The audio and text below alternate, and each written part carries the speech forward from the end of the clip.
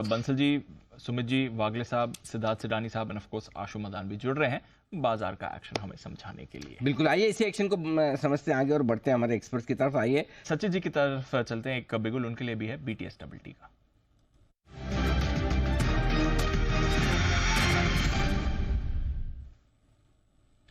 Good afternoon Sachin ji, बताएं sir. यहाँ पर डॉक्टर रेड्डी में अनवाइंडिंग का डेटा सेशन में वहाँ से मुझे लग रहा है थोड़ी सी शॉर्ट पाइलअप हुए यहाँ पर 6900 का एक इम्पॉर्टेंट बेस था। इसके नीचे ही इसने ओपनिंग दी है एंड वहाँ से लगातार एक लो टॉप लो बॉटम सीक्वेंस है। तो मुझे लग रहा है यहाँ पर फ्रेश शॉर्ट पोजीशंस अभी भी ऐड किए जा सकते हैं। जिस तरीके से इसके डेली RSI में एक ब्रेकडाउन हुआ है, जो सपोर्ट नजर हमें आ रहा है वो लगभग इसका 20 डे एक्सपोनेंशियल मूविंग एवरेज है, जो 2710 के आसपास फिलहाल 6710 के आसपास प्लेस्ड है। तो यहाँ पर फ्रेश शॉर्ट पोजीशंस ऐड करने की सलाह होगी डॉक्टर रेड्डीज के फ्यूचर्स में। स्टॉप लॉस आपको कहीं जाकर 6875 के आसपास प्लेस करना है। ट्रेडिंग के लिहाज से एक स्विंग एक्सपेक्टेड होगा 6710 के आसपास। 810 के टारगेट के लिए शॉर्ट करें डॉक्टर रेड्डीज। अब यही बचा था दीप बेचने के लिए, जो सचिन जी ने बेच डाला। अब मैं बहुत बेचने की सुन चुका हूँ, तो अब मैं थोड़ी देर बात करूंगा सिर्फ दो लोगों से। अच्छा, एक सेठी साहब से जो बेचते नहीं है, दूसरा सेरानी साहब से जो बेचते नहीं है। तो ऑलराइट, लुपिन पे पॉजिटिव उम्मीद है। सत्य जी से चार्ट चेक भी लेना है और सत्य जी की एक ट्रेडिंग कॉल भी आ रही है, तो एक बिगुल BTSTT का, उसके बाद लुपिन पर भी पूछेंगे।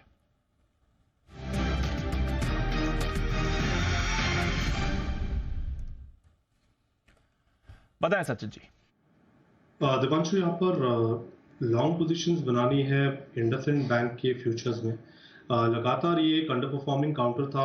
ऑलमोस्ट 8 हफ्तों से यहाँ पर एक लो टॉप लो बॉटम सीक्वेंस थी एंड जिस तरीके से इसके RSI में एक डाइवर्जेंस क्रिएट हुआ है on the positive side, plus daily chart पे एक बुलिश हैमर फॉर्मेशन है अपने इंपॉर्टेंट सपोर्ट क्लस्टर के आसपास, तो मुझे लग रहा है इसमें एक अच्छी रिकवरी बन सकती है।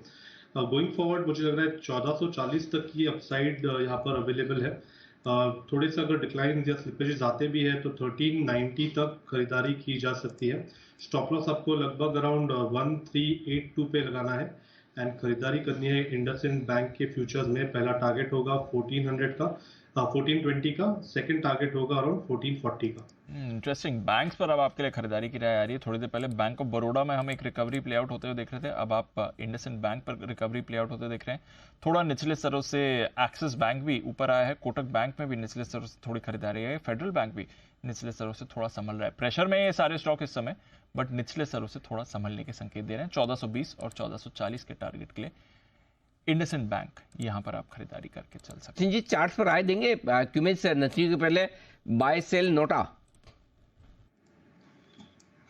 जी, क्रिटिकल सपोर्ट जोन है 3500 के आसपास का। अगर यहाँ पर टेक्निकली देखें तो एक बाउंस बैक होना चाहिए, बट ऊपर में भी मुझे लग रहा है एक जो गैप रेजिस्टेंस बना है 3800 के आसपास, वो काफी चैलेंजिंग होगा।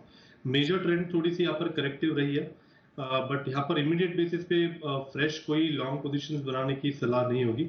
मुझे लग रहा है अगर कल के सत्र में ये लेवल सस्टेन हो जाता है, देन प्रॉब्ली एक चांस बन सकता है 3800 के बैरियर को निकालने का। तो ये है आपके लिए कमेंट्स जहां पर रखनी है नजर। इस बार थोड़े बेहतर नंबर्स इसके एक्सपेक्टेड हैं। सोम डिस्टिलरीज के नंबर्स आ रहे हैं, मुनाफा समाप्त करें सर। आइए विदा लेने का वक्त है। बंसल जी और साथ ही आशु जी, वागले साहब, सुमित जी, आप सबका बहुत बहुत धन्यवाद। सचिन जी, सेठी साहब और साथ ही सिद्धार्थ सरानी साहब का भी बहुत बहुत शुक्रिया। सेठी साहब, आज तो शाम के शो में भी आप? हाँ बिल्कुल, अनिल जी 6 बजे रहेंगे ना। आप तो बिना एंकर बनने की इच्छा किए बहुत सारे शो कर लेते हैं। लोग एंकर बनने के ख्वाब रखते फिर भी ज्यादा नहीं हो पाते। Very nice, keep it up Sethi साहब। सुबह भी होगा अनिल जी। ये देखो, ये लो। वाह, बहुत ही बढ़िया। तो चलिए, ये है आपके लिए आज शाम का पूरा आयोजन। आप सबका बहुत बहुत धन्यवाद हमारा साथ देने के लिए। आइए, मुझे और दीप को इजाजत दीजिए। तैयार है मृत्युंजय इसको आगे बढ़ाने के लिए? क्या कुछ हो रहा है आगे कमोडिटी बाजार में, बताएं मृत्युंजय। कमोडिटी मार्केट में बहुत बड़ा उलटफेर हुआ है।